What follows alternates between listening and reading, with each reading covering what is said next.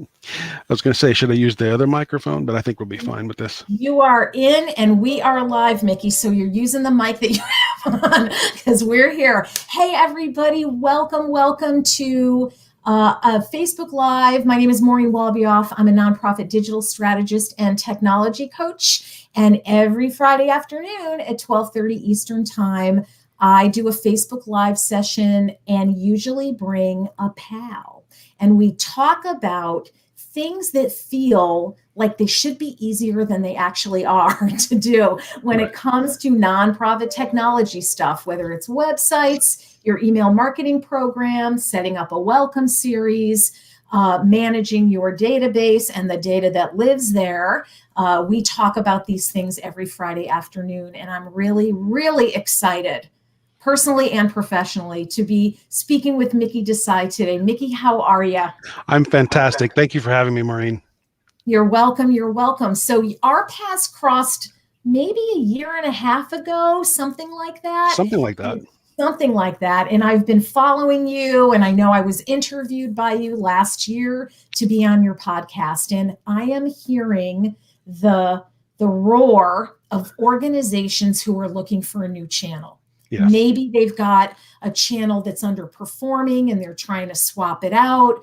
Maybe they say my competing organization that does a lot of the same things and competes with us for the same supporters is launching a podcast and I don't want to miss that action. Or they just have things that they want to share with the world at large. And so when I think about podcasts, I think about you. Can you give us a little bit of bio, Mickey? Give us your background and kind of how you got to be sitting in the seat with me this afternoon. Goodness, it's been a long and strange tale, and I'll try to condense it. I started the company called the Nonprofit Snapshot. We're about to go live with our first testing of the Nonprofit Snapshot micro assessment, turning into an app for consultants across the country to be able to just quickly take the temperature of their client nonprofits. And I've been pulling this book on and off the shelf since 2008, but every time I do, I started the process of recording a podcast called the Snapcast, which is how you and I originally met. Yeah. And the Snapcast, in the last 2 years, as I especially geared up to finally deploy the app, the Snapcast has taken on a life of its own. And I've had no shortage of interest from guests. I'd like to see more listeners, of course, and we all want that. But I love doing the Snapcast. It's been a really good way of meeting lots of cool and interesting people, and it facilitates the networking game to no end. So that's how I got started in the podcasting world. That quickly bled over into other hobby interests. I have a hobby podcast called The Thing About Cars. I've started a podcast called The Inclusion Catalyst to talk about social justice issues, inclusion, diversity, and stuff like that. That's out there. And in fact, if I can put in a shameless plug for that, I'm no longer pushing those episodes, but we're asking for people to join us as guest hosts so that if there are folks in the world who want to talk about elements of social justice, environmental equity, things like that, they can bring their content to the Inclusion Catalyst without inventing an entire podcast of their own. And I'm happy to talk to people about that if they're interested. That's an offer people should take you up on, because it gives you the vehicle for that conversation to happen without starting a podcast of your own. Exactly. And, I think you and I talked about this. There was a moment with Inclusion Catalyst when I thought we were going to pull the plug. And then I looked at the numbers, and even though we had not released fresh information for months, like in August of 2020, we released our last episode, we meaning my co-host and I. We were looking at it in February thinking, let's pull the plug. And I realized that we were still getting 30 listens a day on across all our episodes, right? So we decided to preserve that audience and just use it as a platform for other people to do their thing without reinventing the wheel on their own. Yeah. So those are the two things. And I, to wrap up your question, the answer to your question, I've started editing and helping other people with their podcasts and, helping them get the strategy down, getting things to sound good, both in story and in actual engineering. And so I have an entity that I've just called Podcast Wizardry. And And so I do quite a bit of work in the podcasting world through Podcast Wizardry. Triple threat. And you It's just said crazy.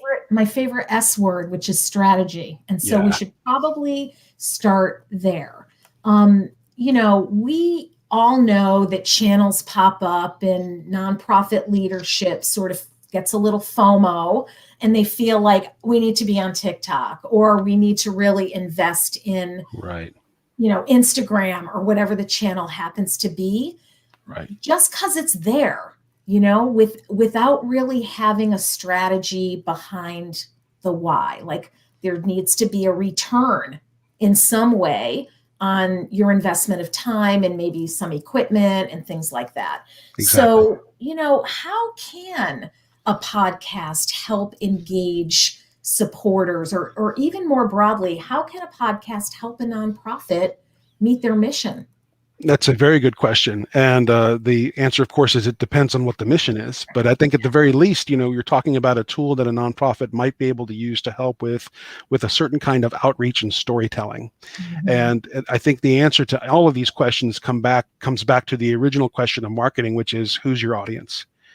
And if you can figure out that, then that greatly helps define the strategy moving forward from just your conceptualization phase to figure out what happens next, depending on who the audience is. So if you're going to produce a podcast with the intent of informing a certain population, that's great. So again, who's going to digest that, and how, and that will determine how you present that data.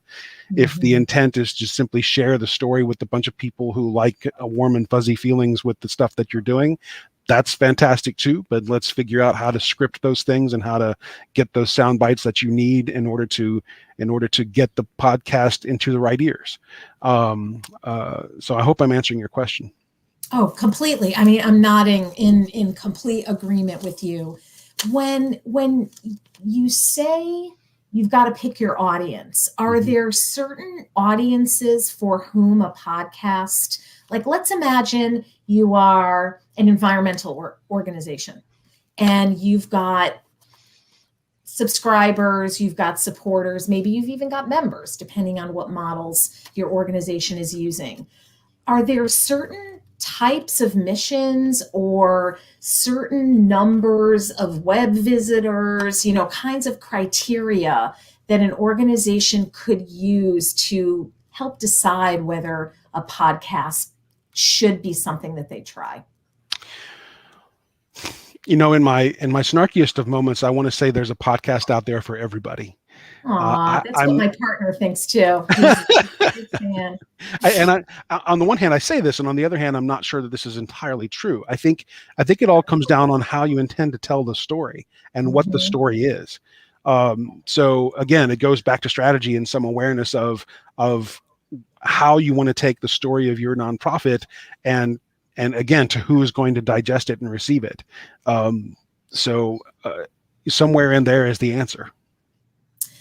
I think that's it's a little fuzzy of an answer, but I hear you, because I say that it depends thing all the time. It depends. What are your goals? Well, I've never done a podcast before, so I'm not sure what my goals should be. Right. So it can feel a little bit like a snake eating its own tail, that it's very circular logic.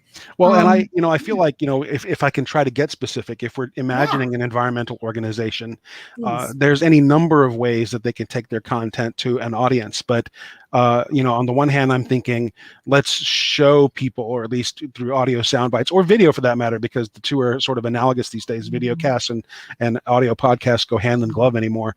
But let's take people out there and bring the environmental issues directly to the table and figure out how to tell the story in a compelling way that gets people interested.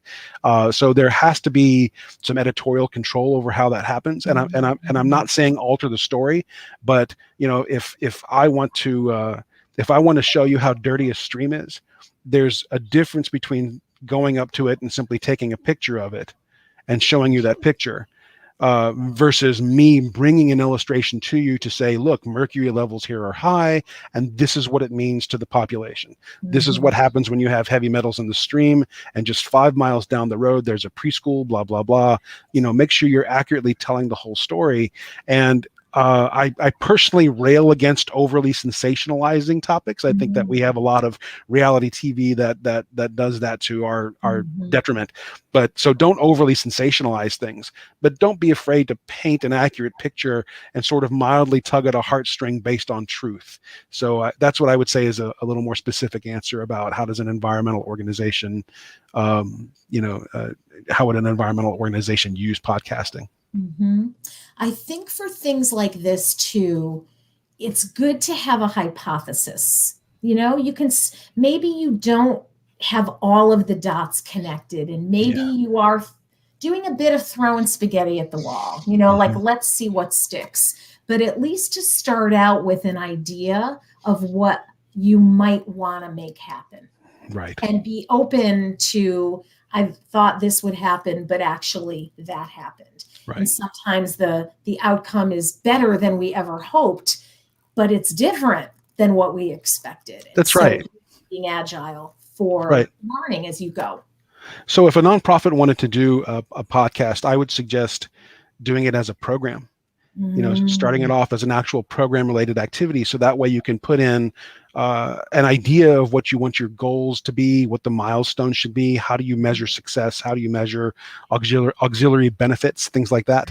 And that's how I would do it. I wouldn't simply leave it up to your social media person to simply produce a podcast and then throw stuff off on Facebook and Instagram once a week. I think that's a mistake. But if you're going to do it properly, plan it out much in advance, and here we go to another one of my favorite catchphrases that I wrote on my blog. Don't publish your first episode until you're recording your 11th episode. And and there's plenty to talk about there, but the reason I say that is because a lot of people are like, okay, I want to start a podcast, and then they get 2 episodes into it and realize they don't want to do it anymore. They're discouraged that they're not getting listeners, or they don't really know what episode number 3 should look like, or they figured out that the microphone that they have actually kind of sucks. Things like that. It's like doing the first 10 episodes and before you release them at least allows you to make some mistakes and learn about how you want the 11th episode to sound.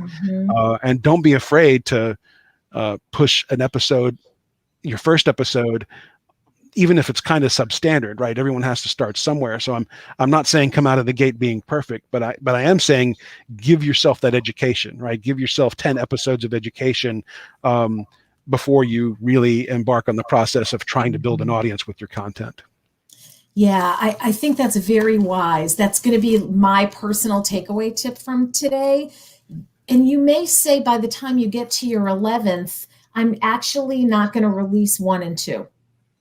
Because I've grown, I've gotten more comfy with this channel, and sort of the way to plan a podcast that's effective, that is interesting. And I loved your point about not being sensational. I think there are some nonprofits who are all headlines all of the time, but most of them, unless it's a super local and hyper focused, you're sliding kind of below the radar just a little bit. And to your point about planning this like a program, if you're not a programmatic planner, you're a marketing person, and you don't touch that side of your organization's work. Think about this like a campaign. Instead of 6 emails in the series, you're going to have 10 episodes in the series, and that story arc, that you can run through the whole thing is what is compelling, and what will make people tune in to episode 5 and episode 6. Absolutely. Keep people coming back for more. And there's nothing wrong with knowing up front that what you want is 10 static episodes with no intention of doing an 11th. That way you have, all 10 on your website. People can get to them whenever they want. There's nothing wrong with knowing that, but tell your audience that, and don't do this, what I call one of the cardinal sins of podcasting. Don't abandon your audience. If you're going to spend the time to get at least even if it's just a dozen people, which is a nice small audience, right? even if it's just a dozen people, don't make them wonder what happened to your fourth episode if you're not going to produce one. And Especially if at the end of the third you say, in our next episode, right. I'll be blah, blah, blah. Yeah. And pod fading is the term I'm trying to bounce to here. It's a real thing. Pod fade happens. And I read somewhere that in 2019, something like 78,000 podcasts were started, and those 78, well, many more than that were started, but 78,000 of them never recorded more than 12 episodes, and then they just vanished. Yep. Yeah. So yeah, don't alienate your audience. Don't alienate your audience. And the flip side of that coin, Mickey, is if you've got a strategy or a goal and you know what you're kind of going to measure, or this is a grand experiment and I'm willing to invest X and Y to just get this thing started. You and I know, often encounter organizations that have been doing things for 12 years and nobody ever told them to stop either. That, well, we send this quarterly newsletter to our major donors. We get a minuscule click-through rate. I don't even know why we're doing it, but it was part of what I was trained to do when I took this job in an organization. Right. Evaluate that stuff. Maybe you stop doing that so that you can keep going with the podcast. You can do anything, but you can't do it all. I think that's something that's important. Exactly. So a burning question that I get asked all the time, and I'm not a podcaster. I'm a guest on lots of them, but I don't own one myself or produce one myself, is who should talk? You know, our executive director wants to start a podcast, or, you know, our public affairs VP wants to do this. What are some of the base characteristics or qualities that a good podcast host, especially if it's a solo thing, needs to have? What should someone look for in a potential host inside? Oh, goodness. Before you said solo, I knew how I was going to answer the question. So before you said solo, my thought was that a good podcast host with a guest, a good podcast host is a good listener. And the goal is to get the guest to do the talking and get the guest to tell the story. You know, perfect opportunity to enfranchise your community, whether it's an internal staff person or an external stakeholder. You know, bring that person in and queue up with just a few key phrases, something that allows that conversation over a cup of coffee to happen. And those are my favorite things to do. But if you're a solo presenter and you're doing something in the way of a TED Talk, you know, you want to pick the person who can be the spokesperson for your company. And I think in my preferred world, that would be the same person each time. Someone who can speak with some sense of authority and knowledge and finality over the issues at hand. And if it's the actual podcast producer themselves, great. If it has to be the ED or, you know, another executive or even a gifted board member who's regularly available to be that same spokesperson, deliver that part of your podcast with some regularity and some consistency, because I think you communicate, your community will respond to that better. You know, hey, it's time for my 15-minute time with board member Katie, and Katie's now going to talk to us about the Flint River, and next week Katie's going to do the thing on, you know, this watershed in some other part of the state, and that to me is, you know, part of the old branding effort, which, you know, now we're going to talk about branding, I guess, but but I hope that makes sense. Yeah, it makes perfect sense, because I think everybody kind of looks at each other on the executive team, or partners, as you said, you know, people who are either involved in our mission. Having volunteers speak is also really great. I think figuring out the planning this out like a campaign is the who's on first, who's doing what, how is our internal team collaborating to actually make this thing happen. How many episodes should people plan on? You talked about 11, right? 11 being the number. How many should an organization plan to get in the can before they start to release these things? I think it's the same for organizations as it is for individuals. You know, I think the organization should get through 10 before they start thinking about releasing them. You know, that's at least 10 dry runs. And, you know, in my case, I tend to favor podcasts that are shorter. quick, digestible, make it easy for a listener to get through an entire episode and point them where to find more information if they want it. That's my ideal circumstance. Other people like spending an entire hour, talking to their guests, and that's great. More power to you. But again, know your audience, and if you're, the longer the episode is, I'm trying to circle back to the original point here. That will increase your overhead in terms of doing the editing and getting everything ready. So it doesn't really matter how long your episode is. If it's short, great. If it's long, fantastic. Just go through 10 circles, 10 iterations of that work in order to get used to what that means before you release your first one. I think you'll also gives people time and a safe space to get used to their own voice on a microphone, which a lot of people tend to freak out about. They're like, "Oh God, I sound terrible." No, you sound great, but it's just one of those things that people have to get used to. I think 10 episodes is a nice way to get used to all of that. Make your mistakes, figure out what works. And the last bit I'll throw in here, which seems kind of random, but in fact, I'm doing it now. I'm going, these things are called vocal crutches, right? And we all do them. We all sit there and go, and I edit for other clients, and other clients have weird idiosyncrasies. Like there's this one gentleman I've edited recently. He would start every sentence by starting it. He would repeat himself twice going into each sentence. So instead of just saying, "I ate some crackers," he would be like, I ate some crackers every single time. So I'm like, oh, we have to clean that up. And if you're going to clean that up, then doing 10 episodes of actual editing is completely a part of that learning package, right? You need to know how to edit. You need to know how much time and overhead goes into making an episode sound good. So, oh yeah. The first couple times I did Facebook Lives, I forced myself to rewatch them and felt terrible because there were tons of ums and like me looking out into space trying to get my thought together. Not impressive if you want to go back to 2018. Right. Look at some of those. But let's talk. I just said right then. Let's talk about equipment, because I believe that organizations feel like they've got to set themselves up and they have to DIY the whole dang thing. And that is probably not a great idea, especially for the first batch. Yeah, so I think that's right. Bare minimum stuff that an organization needs. And if you want to recommend specific products, knock yourself out. Okay.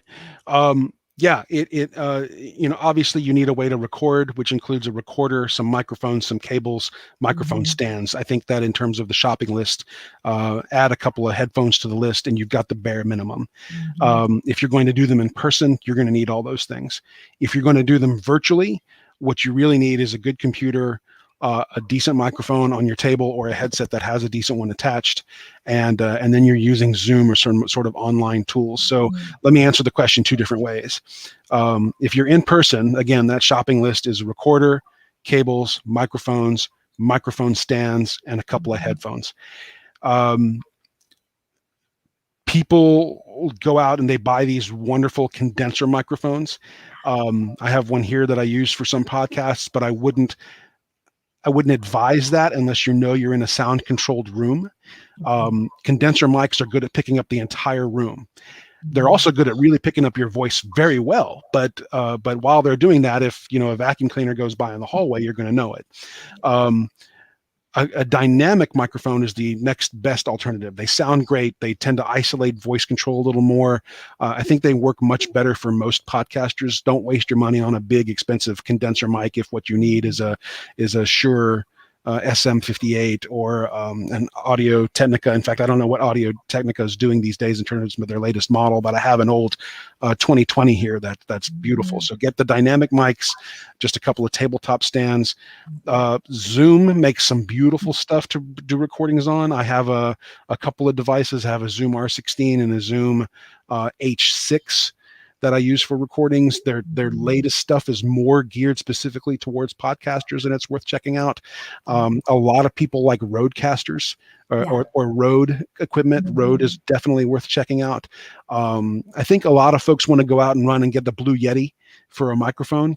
You don't have to do that. It works. It's a fine microphone, but you can do just as I well. Look down at mine. It's like sitting right here. Yep.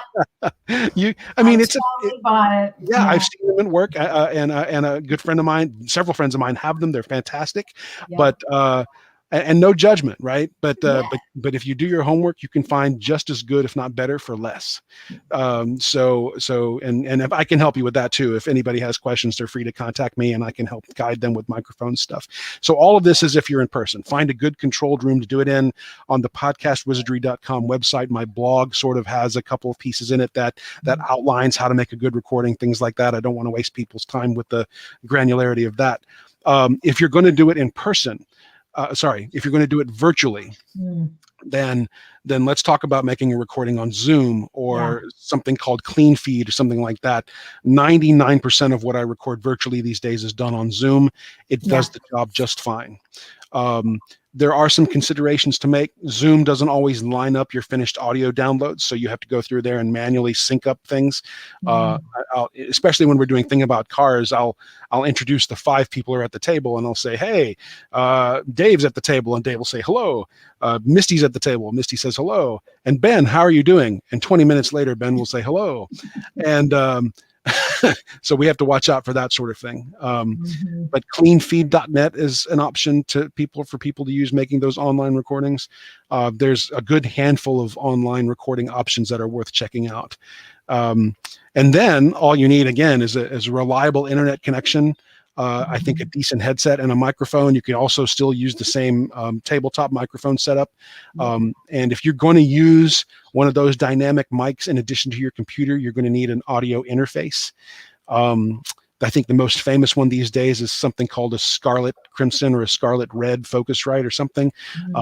It's a beautiful piece of hardware, but there are many other options to it. Don't just waste your money on the branding if you don't have to. So a mic and audio interface if necessary, but I'm telling you, this thing is literally plugs into my USB slot, and I think it sounds pretty decent. So it sounds great, and it looks like you look very comfortable, and it's moving with you. I'm not hearing shirt noises, exactly. Sometimes. So let's talk in our last couple of minutes about promotion and where should an organization let folks know that their podcast is available. Would you want them to put it on iTunes, put it on, just quickly, sort of briefly, sketch out the steps. I've recorded it. I've either sent it off somewhere to have it be edited in, Upwork or Fiverr, or there's a bunch of places you can go for a very small investment of money and have all those ums and ers taken out. You can work with somebody like Mickey who's doing that as well. So let's imagine, okay, I got my 10, they're edited. Now what? Yeah, I'm gonna run through this because I know we're short on time. So you have your podcast, you have to put them on a podcast hosting service. There are many of them out there. Libsyn, I think, is one of the more famous one. Anchor. I use Pinecast. They give you the RSS feed. The RSS feed is then what you take to iTunes and Google Podcasts and Stitcher, whomever else you're going to use. I say hit them all. It doesn't cost you much money to hit them all. In fact, let me rephrase that. It doesn't cost you anything to hit them all. Right. So once you have it actually out there and people can consume it, you can take a look at the numbers and figure out which of those channels is serving you better. Across everything I've done, I've always found more listeners off of iTunes, off of Apple Podcasts than I have the others. So having said that, once you have it out there, once it's being released on a regular basis, whether it's weekly or bi-weekly, play the social media game. You have to push it to all your social media channels, Facebook, well, I guess you could do Pinterest, but you sure could if you want to. But yes, Instagram, the whole Twitter, the whole 9 yards. Right. What about websites and email marketing? Would you encourage that sort of presence as well, or would you focus mostly on social? I would focus mostly on social initially, and I think the unspoken part of that is, how do you get your podcast in front of groups that love your subject matter? And here's where it gets kind of difficult, because there are a lot of people, there are a lot of places where you could say, hey, I have this new podcast, and we just released an episode on X, Y, and Z, and X, Y, and Z may be very germane to that group. But if they don't allow shameless promotion of your stuff, then that's difficult, right? You may not be able to share your podcast, even though it's right on target for them. So get to know those folks. It's just, again, kind of a stewardship endeavor, much like anything else. Start up that relationship with those moderators and say, hey, can I post this episode? Like I do this with the Inclusion Catalyst. We just released this keynote address about this gentleman talking about elements of diversity in education. And there's a good handful of groups that I think would enjoy the content, but I simply wrote to people first and said, hey, may I share this with you? And that way I put that heading directly in front of the folks who may appreciate the content. Reddit is a great place to share things. There are a number of subreddits that either welcome or don't welcome that stuff. There's some podcasting subreddits that lets you shill your stuff. And so, but I would say scattershot that as well as you can. Figure out where your prospective audience members are, and then use that knowledge to target them with your social media effort. But in terms of email, to get back to the email stuff, I haven't put much energy into that. What is your thought on email and website marketing? Well, I think that having a presence on your site, because that's where a lot of people will go. Usually an organization has far more website viewers than they have social media followers. And often more people than they've got on their email list, depending on the org. So I always like having a presence of something new or fresh or new content that if you said once a week or every other week, having a page on your site or a section in the news section on your homepage that's letting casual visitors know that I've got if you're a pod person, hey, check this out. Or if you're interested in this topic, check this out. I also think, we all need to see things, I think 7 times before we take an action. And that would include hopping over to Apple Podcasts and finding your stuff. So I think positive reinforcement of this is important as part of the strategy and the planning, so that you've done your due diligence and I've actually blasted this around, and I want people to see it and hear it and get involved. Yeah. Last question for you. Oh, you were going to say something. I was going to say, I had misunderstood you. So yes, absolutely. I thought you had said like release it in that way. I apologize. But if it's your internal email and your internal communications, and definitely share it in your newsletters and stuff like that. Absolutely. That's a must. Yep. And so my last question for you is, if someone's on the fence, like they've talked about it, they've raised it a couple times, they haven't really taken action because the past year and a half has been more challenging, let's say, for all of us than previous years. Is this the time? Is the podcast market saturated from a nonprofit perspective and their voice and their stories, or is this a good time to actually jump in? I'm going to avoid the question, and I'm going to say to people that if the nonprofit has a story to tell it, and don't worry about saturation. Don't worry about the numbers. There's in the beginning of pandemic, there was some concern that the listener drop off was happening because everybody's morning commute had disappeared. You can worry about that or not, but I still think if you're going to go through the internal social experiment of producing a podcast to seeing if you and your crew can tell the story and get it out there, you can't have a bestseller until you write the book, right? So write the book. Yeah. So I hope that answers your question in a roundabout way. No, it completely does. I just want people to know that if there is something about podcasting that you keep thinking about and considering, it's an idea that's not going to die. Right. Do it. There's no perfect time to do anything in this world. So if you feel like your team continues to raise it as an option and it just hasn't been the perfect moment, that's not going to come. So summertime can be a better time than others. It might help you with your end of year campaign. if you actually were able to produce some episodes and push them out into the world. That's another visitor channel. That's Exactly. other folks who may not know that you exist, and they find you in their library and they subscribe and they want to get involved. So it's like any other piece of content that you push out into the world. You may be very pleasantly surprised by the number of people who want more from you. The word of caution I have to just wrap Yes, this up, please. if I may, is Sure. sure, if you have a story to tell it. The other side of that is something we touched on earlier in this episode, which is just make sure you can do it with some sustainability and regularity. That goes back to our strategy and planning. So definitely tell your story, but tell it with consistency, tell it with regularity, and don't alienate your audience. Mickey, I took fervent notes as you were talking. So this has been extremely educational for me, as well as folks who watch this live or will watch the recording at their leisure. I'll pop a bunch of links in, Mickey, Awesome. to the things that you've referenced here. You are just a wonderful resource, and you dove in at the deep end of the pool when it came to podcasting. I think you are my go-to person when I've got questions about this topic. So you nailed it.